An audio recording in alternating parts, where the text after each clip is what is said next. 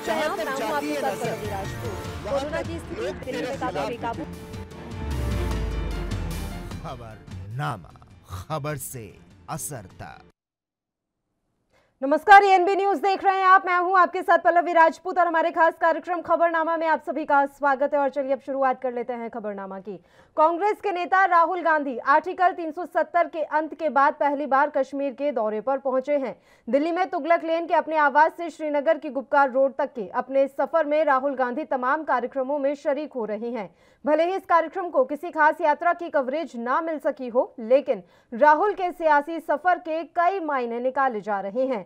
कांग्रेस के नेता राहुल गांधी ने कश्मीर का ये दौरा ऐसे वक्त में किया है जबकि राज्य में परिसीमन निर्धारण की प्रक्रिया जारी है और अगले साल विधानसभा चुनाव की सुगबुगाहट तेज हो गई है। इन स्थितियों के बीच जम्मू कश्मीर में पार्टी संगठन की नब्ज टटोलने और आपसी गुटबाजी का अंत करने के लिए राहुल गांधी यहां पहुंचे हैं। जम्मू कश्मीर में राहुल का दौरा विधानसभा चुनाव की तैयारियों के मद्देनजर काफी अहम इस समय दिख रहा है। कांग्रेस के फर्स्ट मूव्ड स्टेप के रूप में इसको देखा जा सकता है। राहुल गांधी ने अपने दौरे का जो स्वरूप रखा है वो भी काफी अहम है। दौरे के दूसरे दिन राहुल गांधी घाटी में कश्मीरी पंडितों की सबसे महत्वपूर्ण देवस्थान क्षीर भवानी मंदिर पहुंचे। श्रीनगर से 27 किलोमीटर दूर तुलमुला गांव में स्थित इस मंदिर को घाटी के हिंदुओं, खासकर कश्मीरी पंडितों की आस्था के प्रमुख केंद्र के रूप में जाना जाता है। एक लंबे वक्त के बाद यहां पर कोई राष्ट्रीय नेता दर्शन के लिए पहुंचा है, जिसे एक बड़ी रणनीति का हिस्सा माना जा रहा है।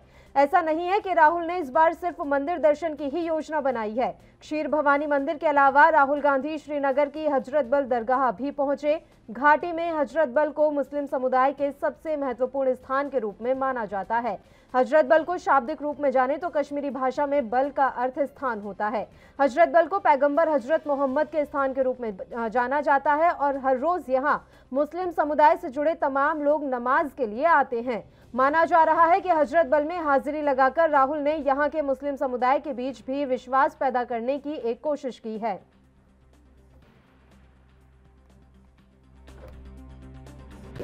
ये यहाँ पे खीर भवानी का मंदिर है, ये बड़ा मशहूर है, ये सदियों से आया है मशहूर देते हुए। इसमें ये है, इसमें हिंदू मुस्लिम का एक बड़ा रोल रहा है। जब खीर भवानी मेला होता है, जब तक उसमें 30% या 40% मुस्लिम नहीं होंगे तो तब तक ये मेला नामुकम्मल है। हम यही चाहते हैं कि ऐसे VIPs यहाँ पे और आए, यहाँ पे गांव की भी रौनक बढ़ सकती है। इससे हम बड़े दिल की गहराइयों से इसका इस्तेमाल कर रहे हैं।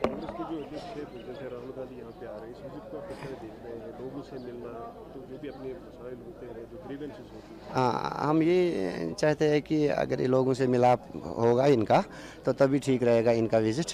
ये भी ठीक है माता के दर्शन के लिए आना, लेकिन जो इनका एक्चुअल ग्राउंड है वो मिलाप है पब्लिक के साथ। जब तक ये मिलाप नहीं होगा तो तब तक ये अधूरा है। ये सारा यहाँ से ये इनको कहते हैं कि दरगाह भी जाना है। ये कश्मीर के लिए बड़ी खुशी है कि ऐसे लोग यहाँ पे आ रहे हैं। हम इनको तहे दिल से इस्तेकबाल कर रहे हैं।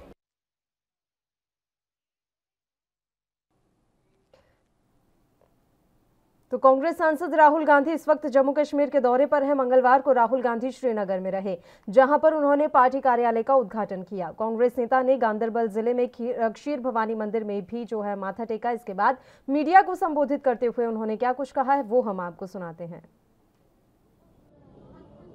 मैं ये कह सकता हूं, ज्यादा समय में यहां नहीं आया, मगर मैं ये कह सकता हूं कि मैं आपको थोड़ा सा समझता हूं।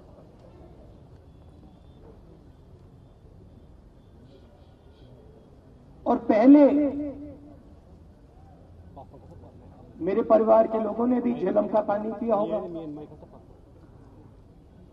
आपके जो कस्टम्स हैं, आपकी जो सोच है, जिसको हम कश्मीरियत कहते हैं, वो थोड़ी सी मेरे अंदर भी है।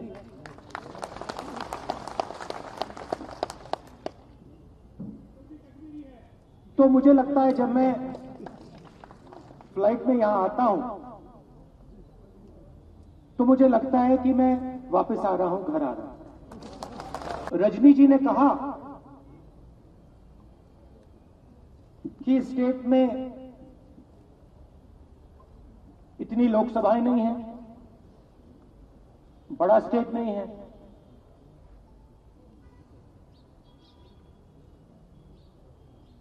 बड़ा स्टेट नहीं था, अभी तो स्टेट ही नहीं है।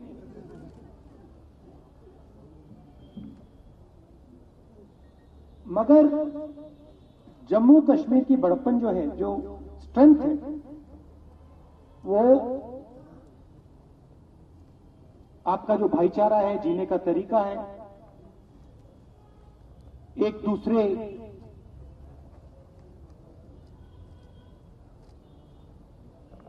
को इज्जत से, प्यार से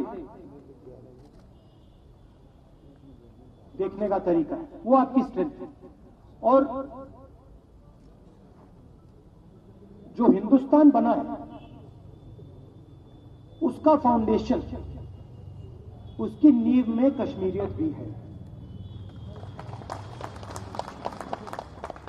और मैं ये भी समझता हूं, क्योंकि ये भावना मेरे अंदर भी है, जो आप मुझसे प्यार से और इज्जत से करवा सकते हो, वो नफरत से और हिंसा से आप कभी नहीं करवा सकते। आज सिर्फ जम्मू और कश्मीर पर आक्रमण नहीं हो रहा है, आज आक्रमण पूरे हिंदुस्तान पर हो रहा है। गुलाम नबी आजाद जी ने कहा कि पार्लियामेंट में हमें उठाना चाहिए, मगर पार्लियामेंट में हमें बोलने नहीं देते, पार्लियामेंट में हमें दबा देते हैं।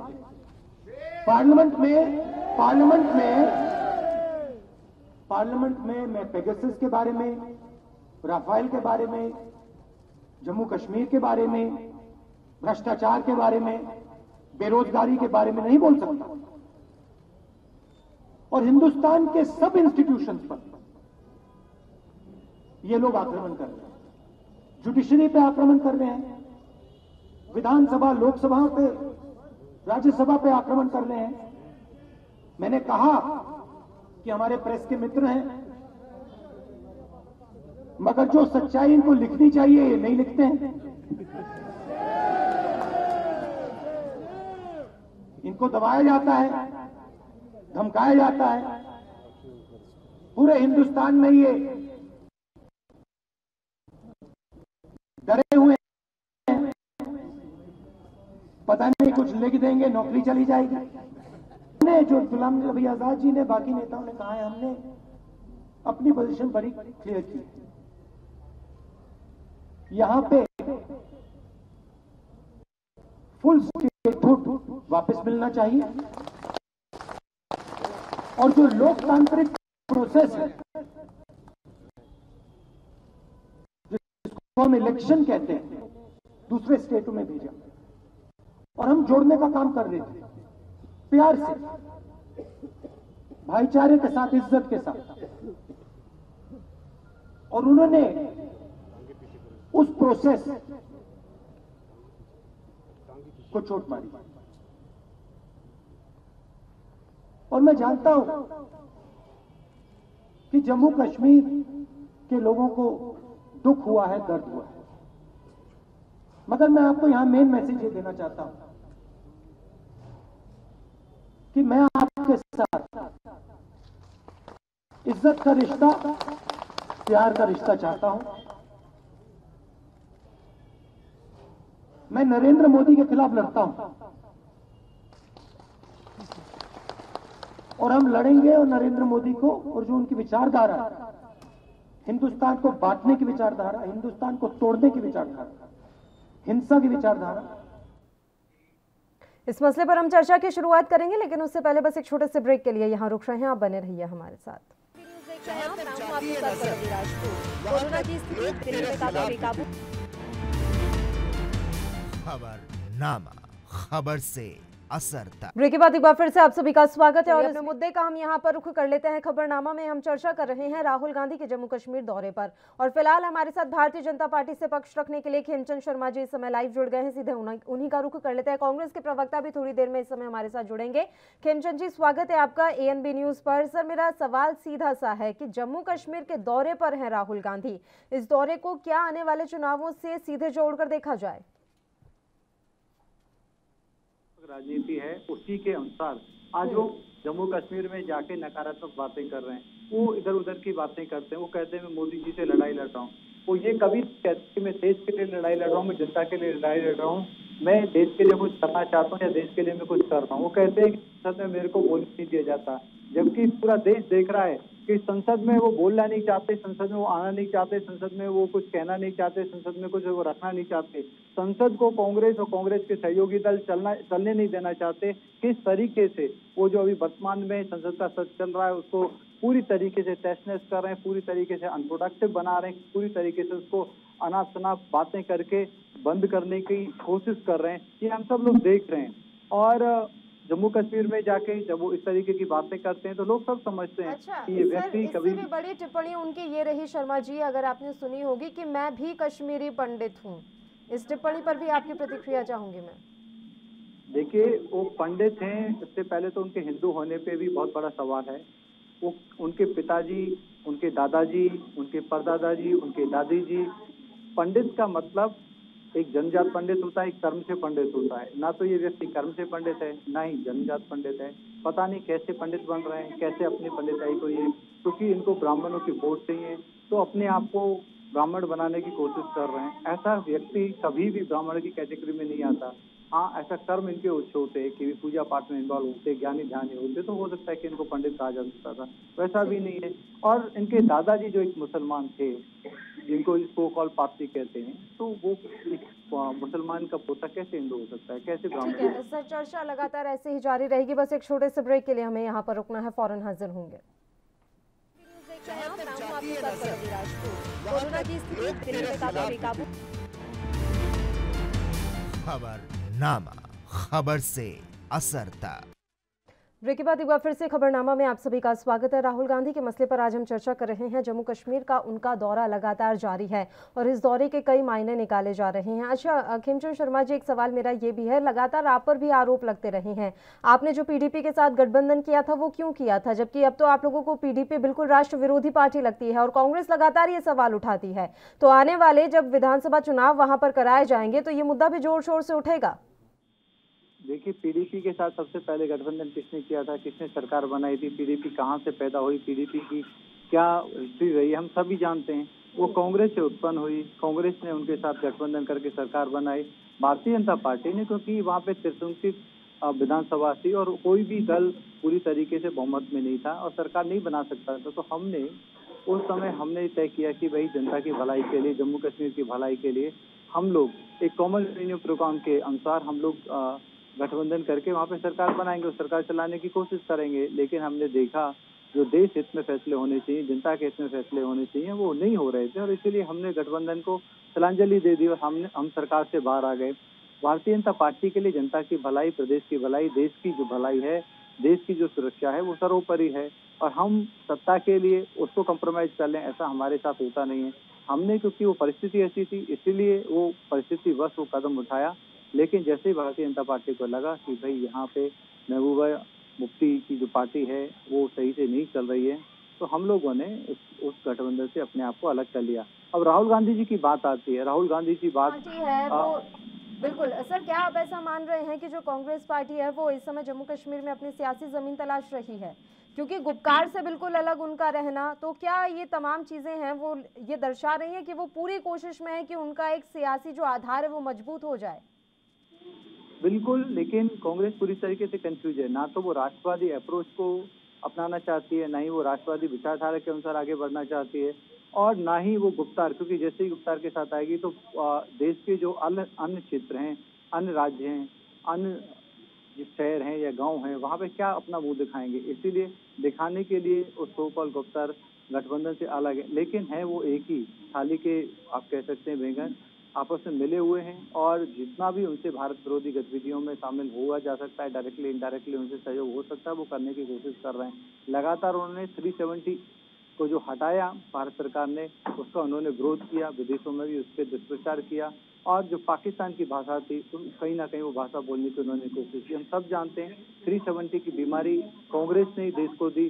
अगर कांग्रेस 370 की बीमारी का उन्मूलन पहले कर देती तो ये बीमारी हमारे देश को कैंसर की तरह नहीं खाती। भारतीय जनता पार्टी की सरकार ने उसको दूर किया और इन लोगों ने आज भी मिस इन्फॉर्मेशन फैलाने में कोई कोर कसर नहीं छोड़ी हुई है और आज भी ये लोग लगातार जनता को बरगलाने की कोशिश करते हैं। मैं इनसे अनुरोध करना चाहूंगा, आप राष्ट्रवादी राजनीति में वापस आओ, अपना देश का भला सोचो। आप देश का भला सोचोगे, जनता का भला सोचोगे तो जनता आपके बारे में सोचेगी। आप झूठ बोलोगे तो लोगों को सब समझ में आता है। आप कहते हो कि मेरे को संसद में बोलने नहीं दिया जाता, कितना हास्यास्पद है।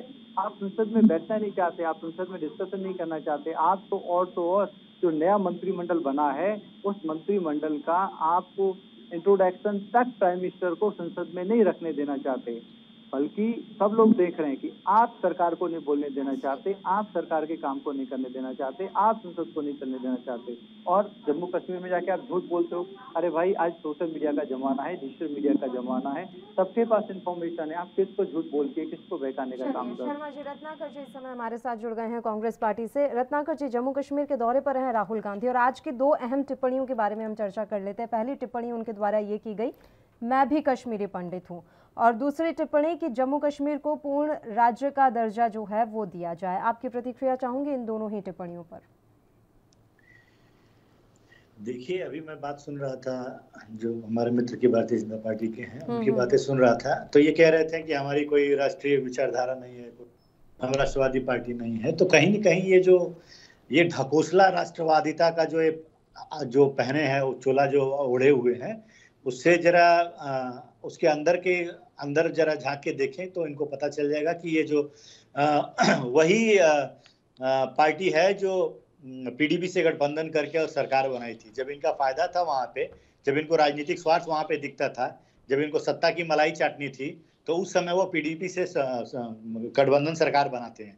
और जब वही इनको वहां पे स्वार्थ नहीं दिखा, राजनीतिक फायदा नहीं दिखा, तो उन्होंने उस गठबंधन सरकार को तोड़ लिया। और आज वो कह रहे हैं कि वो पाकिस्तान की भाषा बोलती हैं या पाकिस्तान परस्त जो है आतंकवादियों का समर्थन करते हैं। ये भारतीय जनता पार्टी का 2 मुहा चरित्र है। जब स्वार्थ रहेगा तो वो गठबंधन करेंगे, स्वार्थ नहीं रहेगा तो उसको यह राष्ट्रद्रोही और गद्दार पार्टी बता देंगे। तो इनकी यह फितरत रही है। आज ये फितरत जो है सब लोग जानते हैं कि किस तरह से भारतीय जनता पार्टी, जब इनकी भाषा आप बोलिएगा, जब इनकी बात जब बोलिएगा, तो आप जो है देश प्रेमी हो जाएंगे। और जब इनका विरोध करिएगा कहीं पे भी, चाहे वो कश्मीर का मामला हो, चाहे वह किसानों का मामला हो, चाहे वो बेरोजगारी का मामला हो, चाहे वो महिला अत्याचार का मामला हो, चाहे या कोविड का मामला हो, अगर किसी भी मामले पर अगर भारतीय जनता पार्टी का विरोध करेंगे तो ये आपको बताने का पूरा प्रयास करेंगे। ये विज्ञापन की सरकार है, विज्ञापन के द्वारा बताने की कोशिश करेंगे कि आप जो है राष्ट्रद्रोही हैं, आप गद्दार हैं, आप राष्ट्र के बारे में नहीं सोचते हैं। तो ये इनकी एक ओछी मानसिकता है। हमने जो 70 साल में किया है, कांग्रेस पार्टी जो 70 साल में किया है, जब ये देश आजाद हुआ था तो उस समय सुई भी नहीं हमारे देश में बनती थी। और जब हमने 2004 में फिर से सत्ता में आए, 2014 में जब मोदी जी को सत्ता दिए, तो उस समय तक क्या नहीं था हमारे देश में, क्या नहीं बना। हवाई जहाज से लेके, रेलवे से लेके, इलेक्ट्रिक इंजन से लेके सारी चीजें हमने बनाई। तो ये कहते हैं कि हमने 70 साल में क्या किया। अरे भाई, आपने क्या 2014 में ही राष्ट्र का उद्गम हुआ है क्या? आप कितना लोगों को झूठ बोलेंगे और कितना बरगलाएंगे कि आप ही सब चीज कर रहे हैं ना। राहुल गांधी के जम्मू कश्मीर दौरे पर हम लौट कर आ जाते हैं। किसने क्या किया है ये किसी को बताने की जरूरत नहीं है, जनता भली भांति ये सारी चीजों को समझती है। कश्मीरी पंडित कैसे हो गए राहुल गांधी, मैं आपसे ये जानना चाह रही हूँ सर। देखिए, राहुल गांधी जी जो है वो नेहरू परिवार जो है वो एक पंडित परिवार है। तो पंडित होने के नाते अगर वो अपने आप को पंडित कहते हैं तो इसमें कोई अपना धर्म जो बताते हैं उसमें कोई कटाक्ष करने वाली बात तो नहीं है। उसमें अगर वो पंडित बता रहे हैं कि मैं पंडित हूँ, अगर देश में कहीं भी जाएंगे तो वो बताएंगे ही कि मैं भारतीय हूँ, मैं पंडित हूँ। तो ये इसमें बताने वाला जो धर्म के बारे में बता रहे हैं तो उसमें तो कोई हर्ज नहीं है। ये भारतीय जनता पार्टी है कि यह सारा ढकोसला, सुनिए, यह भारतीय जनता पार्टी है कि यह जो काम करेगी अगर धर्म के नाम पे, तो ये धार्मिक पार्टी। हम अगर कांग्रेस पार्टी अगर धर्म के नाम पे कोई काम करेंगे, अगर हम मंदिर में जाएंगे, अगर कहीं पे कोई हिंदुवादी रीति का पालन करेंगे, या हम राम मंदिर में समर्थन करेंगे, तो इनको लगेगा कि नहीं, हम ढकोसला कर रहे हैं और दिखावा कर रहे हैं और जनता को यह विज्ञापन द्वारा यही बताने की कोशिश करते रहते हैं। देखिए, कहीं ना कहीं ये लोग जान गए हैं कि किस तरह से भारतीय जनता पार्टी छद्म जाति की राजनीति करती है, धर्म की राजनीति करती है और यह जो है हिंदू और मुसलमान के ध्रुवीकरण की राजनीति करती है। कांग्रेस पार्टी सारे धर्मों को, सारे जातों को, सारे लोगों को लेके चलती है और राष्ट्र की राजनीति करती है। इसलिए हम लोग राष्ट्र के साथ खड़े हैं, न कि भारतीय जनता पार्टी के साथ। एक आडंबर जो ओढ़े हुए हैं, एक आडंबर चोला जो ओढ़ा हुआ है इन्होंने, वो चोला नहीं हमने ओढ़ा है। हमने सारी पार्टियों को, सारे लोगों को, सारे धर्म के लोगों को साथ में लेके चलने का काम कांग्रेस पार्टी ने किया है। ठीक है, बताइए खेमचंद जी। कि अभी जो कांग्रेस के मित्र हैं कह रहे हैं कि वो नेहरू परिवार से हैं। अरे नेहरू परिवार से कैसे हैं? उनके दादाजी का नाम क्या था? फिरोज खान, जिनको गांधी जी ने सरनेम दे के लोगों को कंफ्यूज करके फिरोज गांधी बना दिया। और उनकी माता जी का नाम लेके, क्या फिरोज शर्मा थे क्या वो? क्या फिरोज भारद्वाज थे? क्या वो फिरोज भट्ट थे? अगर वो खुद ब्राह्मण नहीं थे तो उनका पोता ब्राह्मण कैसे हो सकता है? पहले थोड़ा विचार करिए। आप अपने भी एंसेस्टर के नाम देखिए, आपके एंसेस्टर के नाम सरनेम हैं, तब उसको आप कैरी कर रहे हो। उनका नाम यदि खान होता तो आपका आज जो सरनेम है वो कुछ अलग होता। तो अनर्गल बात, आपका पूरा जवाब लूंगी मैं सर, बस एक छोटे से ब्रेक के लिए हमें यहाँ पर रुकना है, फौरन हाजिर होंगे। कोरोना की स्थिति दिल्ली में काफी बेकाबू। खबरनामा, खबर से असर तक।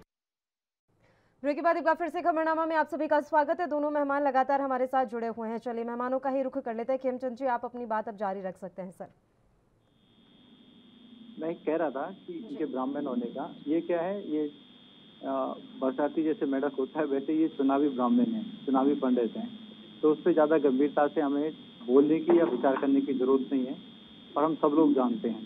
रही बात इनके सबसे बड़े नेता जम्मू कश्मीर में गुलाम नबी आज़ाद, जब वो एक सीख देते हैं कि आपको अपनी बात संसद में रखनी चाहिए, तो उसको घुमा के कहते हैं संसद में मेरे को बोलने नहीं दिया जाता। अरे सीनियर लीडर ने आपको एक सीख दी है और उस सीख को मानो, संसद में समय का उपयोग करो, संसद में अपनी बात रखो।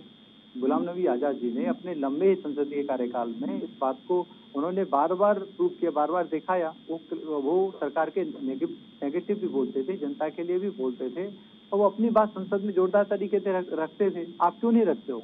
आपको कौन रोकता है? बल्कि आपने सरकार को काम करने से संसद में रोका हुआ है।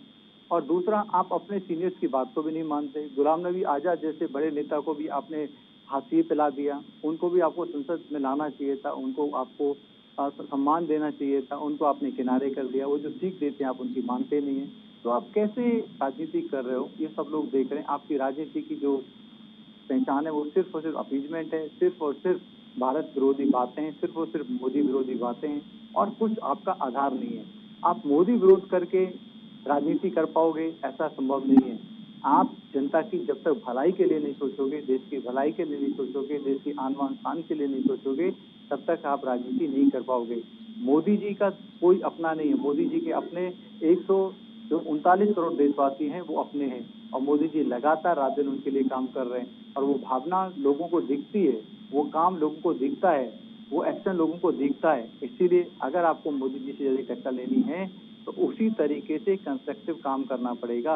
डिस्ट्रक्टिव राजनीति से आप कभी भी उनका मुकाबला नहीं कर सकते। ठीक है, बताइए रत्नाकर जी।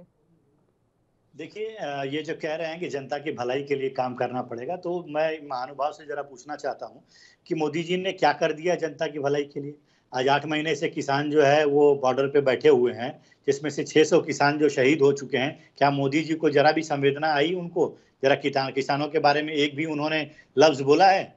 नहीं बोला है। किसानों के बारे में वो यही बोलते हैं। इनके नेता जो है, एक मिनट मेरी बात सुन लीजिए। इनके नेता जो है किसानों को मवाली कहते हैं, इनके नेता जो है किसानों को आतंकी कहते हैं, इनके नेता जो है किसानों को जो है वो भला बुरा कहते हैं। कहने का मतलब ये है कि आप जब किसानों के हित के बारे में नहीं सोच सकते हैं, सिर्फ आप अंबानी और अडानी के हित के बारे में सिर्फ इस समय सोच रहे हैं। महिलाओं को उत्तर प्रदेश का ही ले लीजिए, कोविड में जिस तरह से अव्यवस्था थी, वहां पे गंगा में लाशें जिस तरह तैर रही थी, वो कौन सा आपने बहुत बड़ा जनहित में काम किया था?